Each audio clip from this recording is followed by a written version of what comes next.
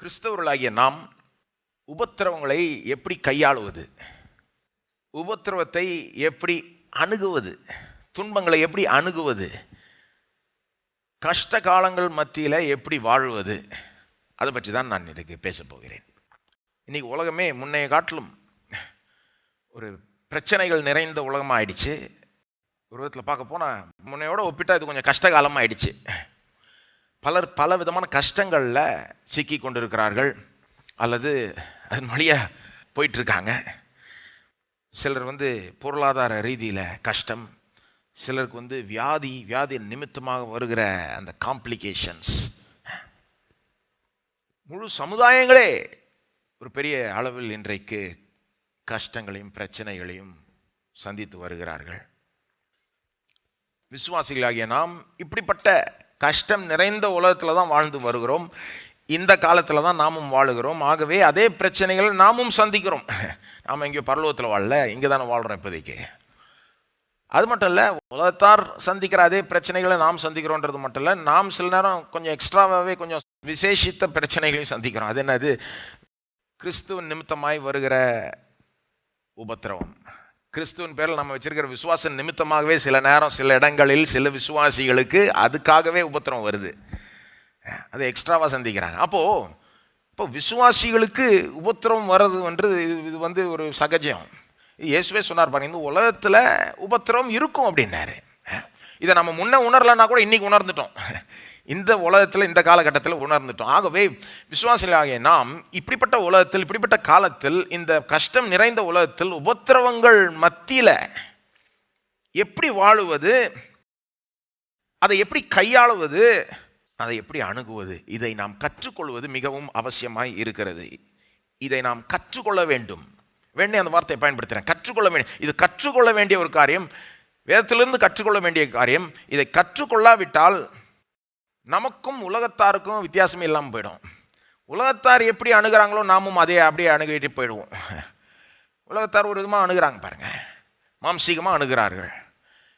அவங்களுக்கும் தான் பிரச்சனை வருது, ஒரு விதமாக அதை சந்திக்கிறாங்க, அதை அணுகுகிறார்கள். அப்போ நாமளும் அப்படியே ஆயிடுவோம். ஆனால் நமக்கும் அவர்களுக்கும் பெரிய ஒரு வித்தியாசம் இருக்க வேண்டும். இந்த விஷயத்தில் குறிப்பாய் வித்தியாசம் இருக்க வேண்டும். நாம் எப்படி இதை அணுகிறோம், இதை எப்படி காணுகிறோம், இந்த பிரச்சனைகளை எப்படி காணுகிறோம், அணுகிறோம், கையாளுகிறோம், இதை எப்படி இதன் மத்தியில் வாழுகிறோம், இது ஒரு பெரிய சப்ஜெக்ட். இதை குறித்து வேதம் அதிகமாக போதிக்குது, புதிய ஏற்பாடு ரொம்பவே போதிக்குது.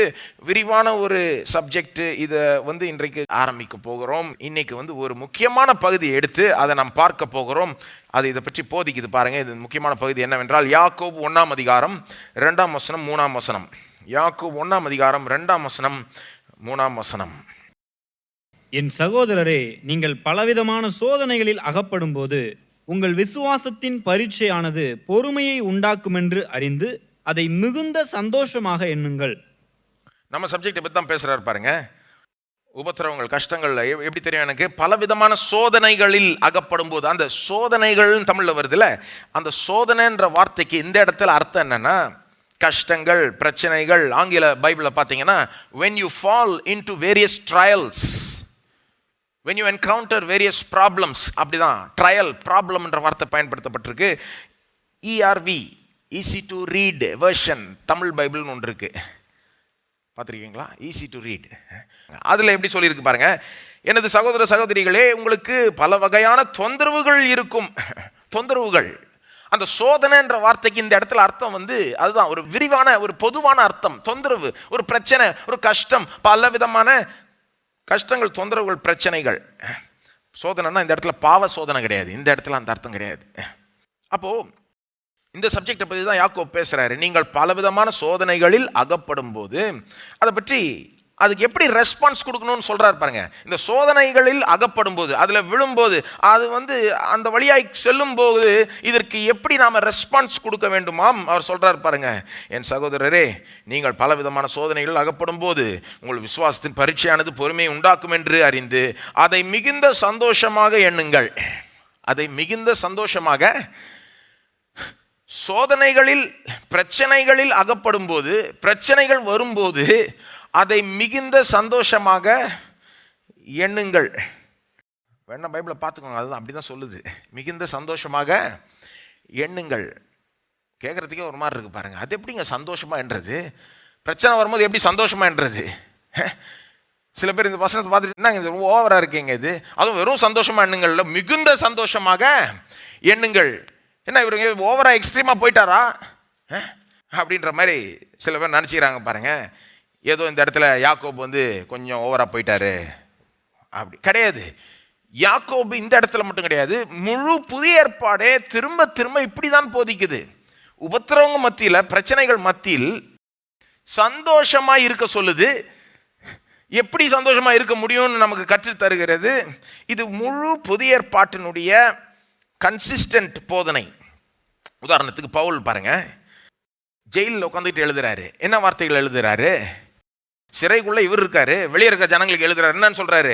கர்த்தருக்குள் எப்பொழுதும் சந்தோஷமா இருங்கள், சந்தோஷமா இருங்கள் என்று. மறுபடியும் அந்த வார்த்தைகள் சிறையிலிருந்து வந்த வார்த்தைகள், அவர் சிறையில் இருக்கிறப்போ எழுதப்பட்ட வார்த்தைகள். பிலிப்பியர் என்ற புஸ்தகம் வந்து அங்கிருந்து எழுதப்பட்டது.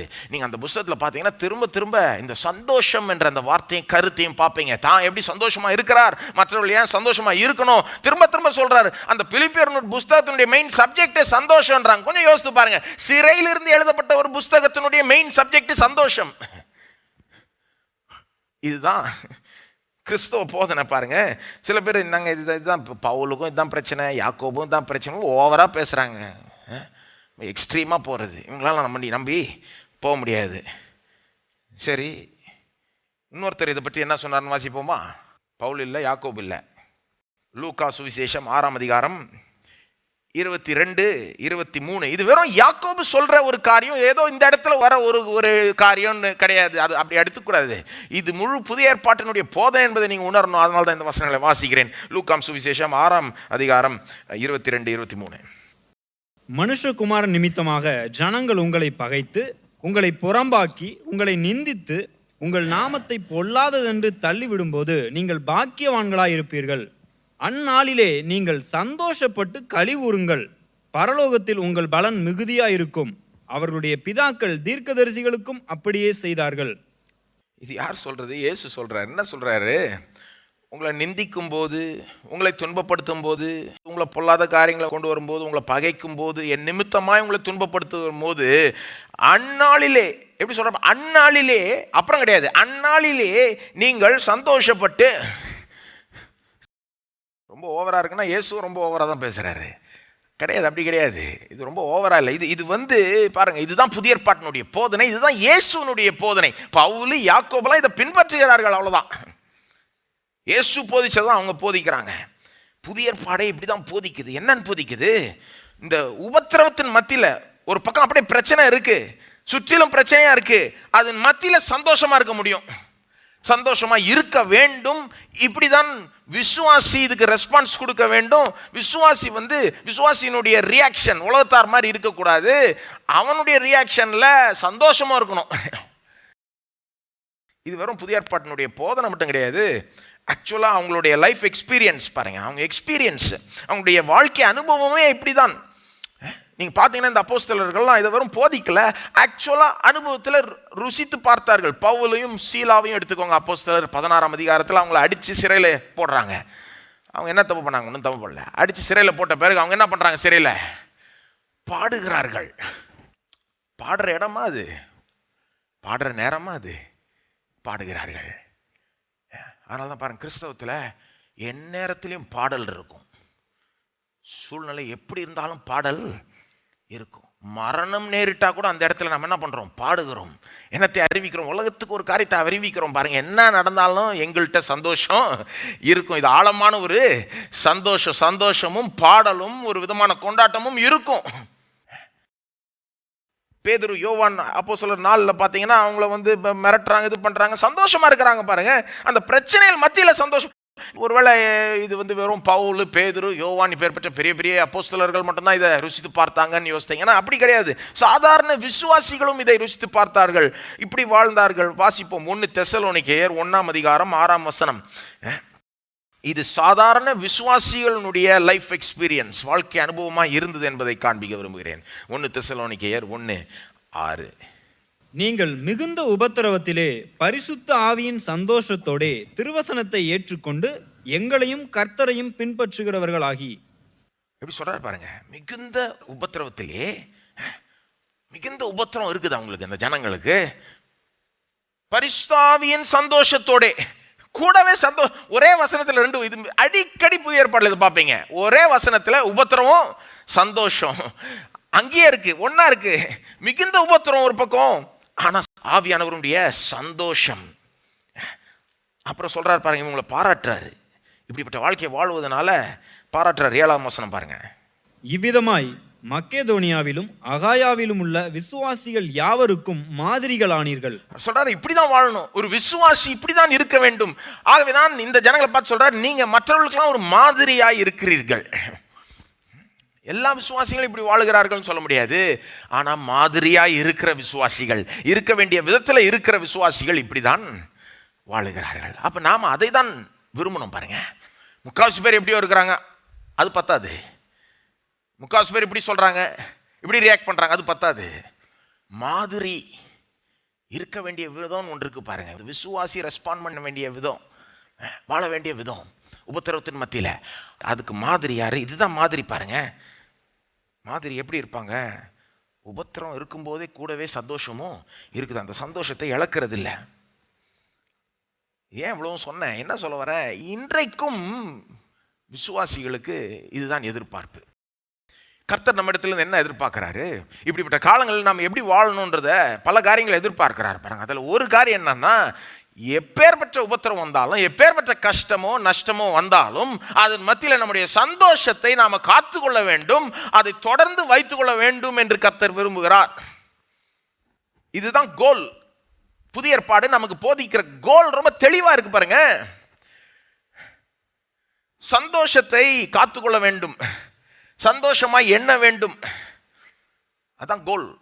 புதிய ஏற்பாடு அடிக்கடி ரொம்ப கஷ்டமான கோல் கொடுக்கும். கஷ்டமான கோல் பார்த்துருக்கீங்களா? புதிய ஏற்பாட்டினுடைய போதனைகள் அநேக போதனைகள், எதிர்பார்ப்புகள், இப்படி இருக்கணும் அப்படி இருக்கணும்னு சொல்லும். அது பார்த்தீங்கன்னா ரொம்ப கஷ்டம். அதெல்லாம் சாதிக்கிறது ரொம்ப. உதாரணத்துக்கு இயேசு சொல்றாரு, உடைய பரலோக தகப்பனை போலவே நீர் பூரணராய் இருங்கள் சொல்றாருல. Be perfect just as your heavenly father is perfect. அது எவ்வளவு கஷ்டம். அது பரலோக பிதா பூரணர், அவர் எவ்வளவு பூரணரோ, அவர் எந்த அளவுக்கு பூரணரோ நீங்களும் பூரணரா இருங்கன்றார். எப்படிங்க அவரை போல் பூரணரா இருக்கு? அதான் கோல். ரொம்ப கஷ்டம், இம்பாசிபிள் கோல் அது. ஆனா அதான் கோல். அதை நமக்கு முன்னால வைக்குது புதிய ஏற்பாடு. அதை போல இரு, அதை நோக்கி போ, இதுதான் உன்னுடைய கோல். பல கஷ்டமான கோல் நமக்கு கொடுக்குது பாருங்க புதிய ஏற்பாடு. இன்னொரு கோல் இன்னொரு இந்த மாதிரி ஒரு வழிமுறை, speak the truth in love சொல்லுதுல, சத்தியத்தை அன்புடன் கை கொள்ளுங்கள். அதாவது சத்தியம் பேசினா மட்டும் பத்தாதான், அன்புடன் பேச வேண்டும். ஸ்பீக் த ட்ரூத் இன். ஜனங்களுக்கு சத்தியம் பேசுறதே கஷ்டம், இது சத்தியமும் பேசணும், அன்புடன் பேசணும். பாருங்க, ரொம்ப கஷ்டமான கோலை தான் நமக்கு முன்னால புதிய ஏற்பாடு வைக்குது. இப்படி இரு, இப்படி வாழுன்னு சொல்லுது. வித்தியாசமா இரு. உலகத்தார் எப்படியோ வாழ்றாங்க, நீ கஷ்டத்தின் மத்தியில சந்தோஷத்தை காத்துக்கொள், வைத்துக்கொள், அதை அனுபவிக்க வேண்டும். சந்தோஷமாயிரு, சந்தோஷமா என்னன்னு ரொம்ப ஒரு கஷ்டமான கோலை வைக்குது. அது ரொம்ப கஷ்டமான கோல். அதை உணர்றது முக்கியம். அது ஈஸி கிடையாது, கஷ்டம் அது. ஆனா அதே நேரத்தில் அதை நோக்கி தான் நாம செல்ல வேண்டும். அதே நேரத்தில் அதை நோக்கி தான் செல்ல வேண்டும்.